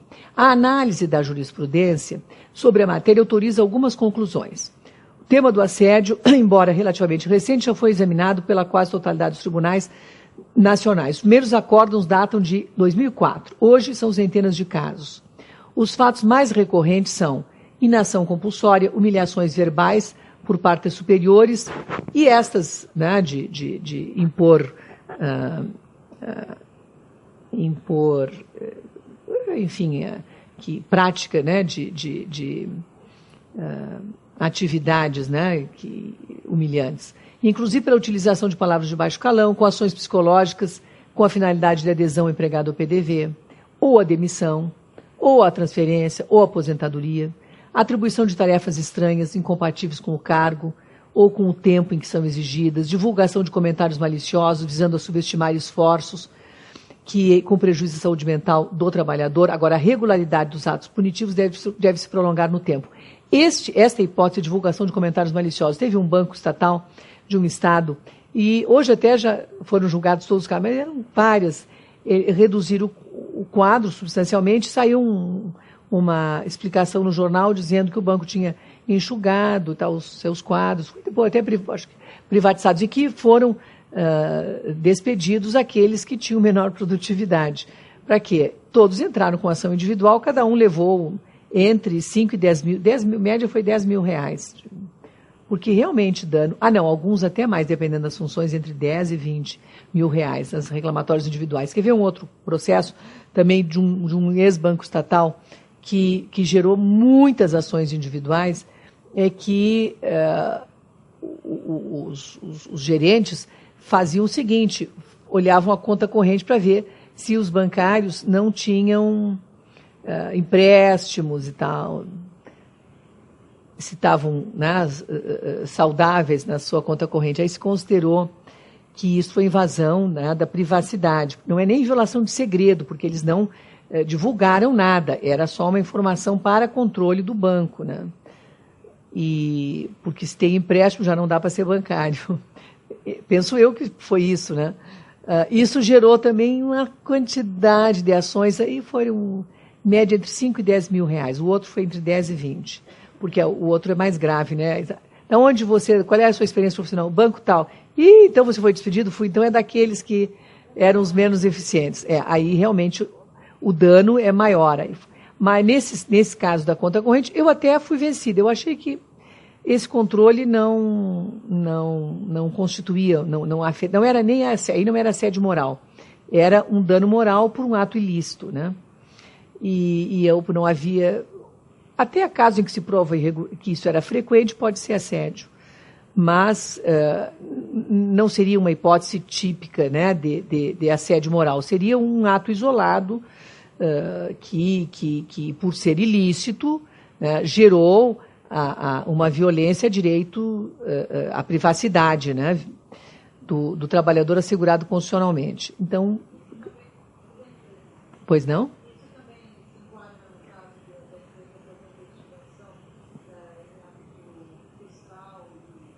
Também. Não é um dano. Veja, nós já julgamos casos em que até admitimos a possibilidade de fazer essa investigação, especialmente quando vai admitir, ou mesmo em determinados cargos, de pedir informações, né, à Serasa, à Receita. Eu não vejo dano nisso, desde que seja para controle, né? Vou admitir uma pessoa. É uma certidão negativa. Quando eu vou comprar um imóvel, eu tenho que obter certidões negativas. Eu não vejo aí dano moral, não. Nesse caso, sim, mas quando um funcionário já trabalha há 20 anos na empresa e foi vendida sem inglês, e aí houve uma investigação depois de 2 anos, todos os diretores dessa empresa. Eu não tenho precedentes assim de memória que tenham decidido caso similar. Mas eu penso que isso não configura dano moral, é para uso interno, uma vez. Mas eu não vejo dano moral, né? Seria como uma compra e venda, né? É restrita, não está se divulgando nada, né? Não vejo. Há uma justificativa, não é sem mais nem menos, né? Como uma compra, exigências, digamos, às vezes até internacionais, uma praxe. Se isso não for uma atitude discriminatória, o problema é o princípio da não discriminação, que sempre deve ser observado. Se não for discriminatória, se não for em relação a uma única pessoa, se for geral, a não ser que tenha uma justificativa. Bom, então, se ficou sabendo que aquela pessoa, né, comprometida com muitos empréstimos, ela lida com dinheiro, então há uma justificativa. Mas e uma investigação em uma ou duas ou pessoas específicas e não em relação a todos que estão naquela situação que possa configurar discriminação, gera obrigação de indenizar. Então, depende, né, dessa situação. Então, os valores em geral são altos. Há casos de R$ 3.500 para uma relação que durou 25 dias, que eu acho até que pode ser alto, dependendo do que o empregado ganhava, né? Porque não pode ser baixo se for, né, uma relação de muitos anos. Há um outro de 70 mil para um contrato mais longo de 8 anos. Em geral, oscilam de 10 a 50 mil reais nas reclamações individuais. Os valores são arbitrados, não havendo a construção de relação entre a remuneração e o montante da reparação.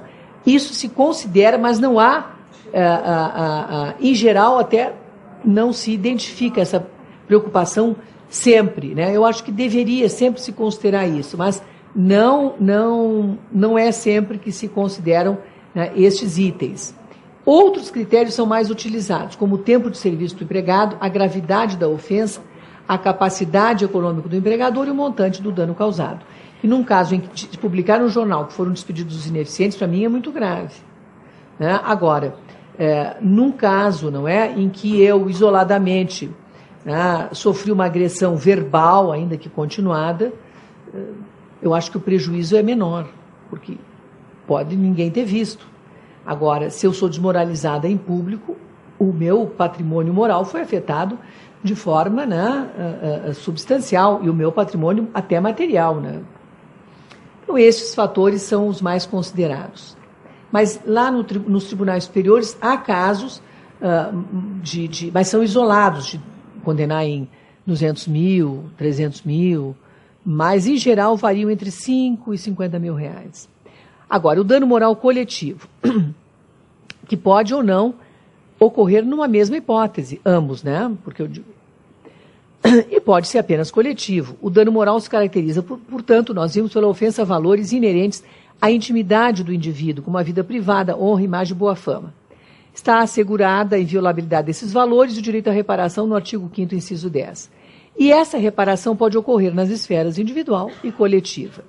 O dano moral coletivo se caracteriza pela lesão a valores imateriais ou extramatrimoniais da comunidade. Ele está além do indivíduo, não exclui o indivíduo, mas ele tem que alcançar a comunidade. Em outras palavras, há violação a bens da sociedade, considerados fundamentais como a dignidade da pessoa humana e os valores do trabalho. E, exemplificando, trabalho em condição análoga de escravo afeta o trabalhador individualmente, afeta a sua intimidade, né, a sua dignidade e atinge o patrimônio moral individual. E seja, portanto, reparação individual. No plano coletivo, também viola esse trabalho, em condições análogas à de escravo, a esfera moral da sociedade. Alcança interesses difusos, cujo objeto é indivisível de titularidade indeterminada, porque não é possível quantificar as pessoas atingidas pela violação desses valores fundamentais. Então, é o próprio grupo social que tem os seus valores, interesses e direitos violados. Então, enseja uma ação civil pública, que o Ministério Público, em geral, porque a ação civil pública pode ser promovida pelo Ministério Público ou pelo sindicato. No caso concreto, o que mais acontece, o Ministério Público é muito ativo e a propositura, numa situação dessas, de uma ação coletiva, uma ação civil pública, objetivando que cesse aquela prática de trabalho escravo que ocorre, em especial no meio rural, não digo com muita regularidade, mas nós já examinamos alguns processos. Quando não é a condição análoga de escravo, pode ser por trabalho degradante, em condições que não são análogas à de escravo, mas que são condições insatisfatórias para preservar a dignidade do trabalhador. Né? Não tem banheiro, tem uma fossa lá com condições que não... quartos coletivos, isso não é análogo a de escravo, mas é degradante. Então, há diversos níveis, né, todas sujeitas à ação civil pública. E se estabelece aí uma reparação que não reverte para o trabalhador individualmente, reverte em geral, para o Fundo de Amparo ao Trabalhador, que aqui eu vou identificar a hipótese. Trabalho infantil também ofende valores imateriais do indivíduo com potencial prejuízo ao seu desenvolvimento físico, psicológico e educacional, além de privar o convívio familiar e social, e gera a obrigação em relação de indenizar aquele trabalhador e, coletivamente, viola direitos fundamentais, porque atinge a comunidade de forma difusa, contrariando a dignidade humana, os valores sociais do trabalho. Então, enseja também reparação por meio de uma ação civil pública, não só para cessar o trabalho infantil em determinadas empresas que podem adotá-lo, como também impõe a obrigação de coletivamente ser reparado com uma indenização que reverte em favor do fundo. E então essa dupla finalidade, que especialmente se evidencia na reparação do dano moral coletivo. Aqui eu transcrevo um acórdão em ação civil pública do TST, onde a reparação por dano moral coletivo visa a inibição de conduta ilícita da empresa e atua como caráter pedagógico. No caso, é a contratação ilícita de mão de obra para serviços ligados à atividade fim por empresa interposta. É muito comum. Casos de aproveitar estagiário. Então, o Ministério Público ajuiza a ação civil pública por esse motivo com muita regularidade, para impedir terceirização em atividade fim, né, para que cesse, e muitas vezes há discussões, mas aqui não é só atividade fim, mas, enfim, se admite ação civil pública até para, em caso em que há uma certa indefinição, até para discutir essa questão. E a indenização tem revertido sempre para o Fundo de Amparo ao Trabalhador. Por exemplo, aqui a conduta já estamos quase terminando, 2 horas. Os titulares dos direitos violados buscam individualmente a reparação do dano. Aí reverte para cada um. E pode não ser uma ação individual. É possível também que os trabalhadores cujos direitos foram violados o sejam no grupo, entre com uma ação em litisconsórcio ativo, pleiteando conjuntamente a reparação devida. Mas também, nesse caso, a indenização reverte para cada um dos litigantes, ainda que coletivamente apresentada. Mas aí não é ação coletiva, é uma ação individual plurima. No caso de reparação por dano moral coletivo, a legitimidade é do Ministério Público do Trabalho ou do sindicato profissional. A indenização, eventualmente deferida, reverte usualmente para o Fundo de Amparo ao Trabalhador. Aí que eu invoco a Lei da Ação Civil Pública, 7.347/85, dispõe no artigo 13 que, havendo condenação em dinheiro, a indenização pelo dano causado reverterá a um fundo gerido por um Conselho Federal ou conselhos estaduais de que participarão necessariamente o Ministério Público e representantes da comunidade, sendo seus recursos destinados à reconstituição dos bens lesados. Por praxe, vem se determinando, então, que a condenação reverta ao Fundo de Amparo ao Trabalhador, que esses conselhos que gerem, que compõem esses órgãos, sempre tem um representante do Ministério Público. Só vou concluir aqui. Há quem sustente, mas isto nem há jurisprudência sobre o assunto, que poderia, a título de reparação, se determinar não este pagamento ao FAT, em pecúnia, mas outra forma de obrigação de fazer, por exemplo, como o empregador fornecer curso para o empregado. Não há, se poderia discutir, mas eu não teria que se elastecer à lei da ação civil pública. Tanto que o seguro-desemprego é custeado pelo Fundo de Amparo ao Trabalhador, que, sim. FAT, mesmo quando se tratar de um dano coletivo no sentido estrito, com identificáveis os lesados? Veja, pode ser identificados os lesados, porque o dano moral coletivo pode afetar a comunidade, pode afetar a sociedade, pode afetar um grupo determinado. Não há problema nenhum, identificáveis. Aí é um dano coletivo, não é difuso o interesse, porque ele é determinado, mas enseja, sem dúvida, que a determinação, porque são direitos coletivos, não são interesses difusos apenas, podem ser também difusos, mas os interesses coletivos individualizados, eles estão alcançados pela ação civil pública que objetiva reparar coletivamente o dano, sem dúvida. Os direitos coletivos são determinados, os empregados determinados. Mas nunca para eles, a coletiva. A ação civil pública objetiva justamente proteger a comunidade, ainda que essa comunidade seja representada por um grupo. E sempre a indenização, por isso que não há litispendência entre a ação coletiva proposta pelo Ministério Público e a ação individual. Eu lembro que tinha um tribunal, acho que foi uma turma lá do Rio de Janeiro, o TRT que dizia que havia litispendência, mas nós reformamos no TST os acordos, não há litispendência, porque ali é um interesse individual, na ação individual, entre partes determinadas. No caso da ação civil pública, ainda que possam ser determinados os prejudicados, mas sempre ela alcança um grupo. Então, o interesse tutelado é da sociedade, da comunidade. E a reparação é para... em benefício desta sociedade, da comunidade. Por isso vai para o Fundo de Amparo ao Trabalhador ou outro conselho curador que tenha, não é, um alcance social, porque o Fundo de Amparo ao Trabalhador sustenta diversos programas sociais, inclusive o seguro-desemprego. Sim? O assédio sexual eu até falei, eu posso até referir, vamos terminar aqui, este aqui, depois eu falo um pouquinho mais sobre assédio sexual. O pedido de reparação por dano moral coletivo não pode ser confundido, portanto, com o pedido coletivo de reparação por danos morais individuais. Eu dei um exemplo excessivo, foi até reformado no TST, mas o Tribunal do TRT da 21ª Região, nos primeiros casos das prendas, era um caso de uma empresa que trabalhava com os comissionados, e considerou que esses comportamentos, pagar com flexões de braço, dançar na boquinha da garrafa, assistir a reuniões em pé, desenhar caricaturas no quadro, fantasiar-se e outras prendas, e era dano moral coletivo. Então, esses casos que eu referi, dos ridículos, sempre tem ação civil pública. Dano moral coletivo atinge toda a comunidade dos comissionados, que submetem a isso. O tribunal mandou pagar 1 milhão, o regional. Nem sei quanto que o TR tem em grau de recurso, certamente deve ter reduzido, mas os danos morais coletivos são muito melhor remunerados, porque, sem dúvida, eles têm uma dimensão que não é a do indivíduo apenas, é da coletividade.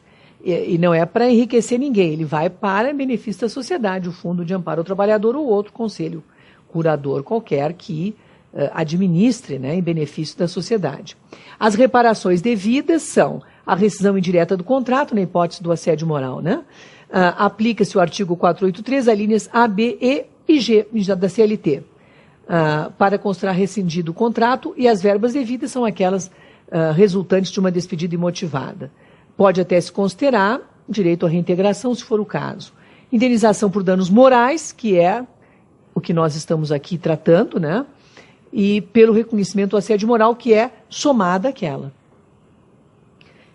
E a competência é da Justiça do Trabalho, né, nos termos do artigo 114, inciso 6, sem dúvida nenhuma.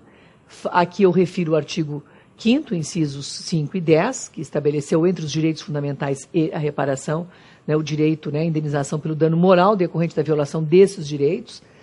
E o 186 do Código Civil, o artigo 932, inciso 3, que impõe essa responsabilidade civil ao empregador, e por atos causados por seus prepostos aos empregados. A questão mais complexa é do quantum indenizatório, e tem por escopo, né, esta dupla satisfação do interesse individual, do interesse público na ação civil pública e pedagógico, e é possível também de ser acumulada com a indenização pelos danos materiais, porque que é outro aspecto. Pode ocorrer um prejuízo de ordem psicológica ou gravidade tal, que importe em tratamento, em remédios. E aqui eu concluo invocando o artigo 944 do Código Civil, e uma doutrina aqui do ministro Pedro Paulo Teixeira Manos, no mesmo sentido de que deve ser proporcional ao dano causado, observando-se para não ser, digamos, subjetivista, que nós devemos repelir o subjetivismo na atuação do julgador, observar a situação de fato do ofendido, do ofensor, como aqui já estabelecemos, e fixando um valor que seja harmônico no contexto e coerente com aquele já estabelecido em outras situações para situações idênticas. E, por fim, o combate ao assédio moral vem sendo promovido há muito pela OIT e hoje, né, de forma muito evidente pelos próprios sindicatos e com campanhas de esclarecimentos aos empregadores, e a fiscalização é um método eficiente, e hoje os empregadores, cientes da sua função social, da empresa, né, e da sua responsabilidade em assegurá-la, vem implementando programas, né, de proteção contra práticas viabilizadoras do dano moral. Enfim, sobre o assédio sexual, que você acha que, claro, eu falei até pouco, o assédio sexual, ele tem uma tipificação bem definida, né? Nós vimos no artigo do 126, a linha A do Código Penal. E ele constitui também uma falta grave patronal. Então, nós temos também aí a esfera criminal, além da responsabilidade civil ampla e trabalhista, como no caso do assédio moral. O que caracteriza, portanto, o assédio sexual? Não só os comportamentos que efetivamente, vamos lá para o artigo só para ficar bem claro, não só o comportamento ostensivo daquele superior hierárquico, porque ele sempre tem como objetivo obter vantagens. Então, o superior se prevalece ou da manutenção do emprego ou de dar uma promoção para postular o favor sexual. Então, se você não me der intimidades, eu vou lhe mandar embora. Ou, se não, eu não vou lhe dar uma promoção. Se você facilitar, eu lhe dou uma promoção. Então, essas características estão muito bem definidas no artigo 126, a linha A, do Código Penal.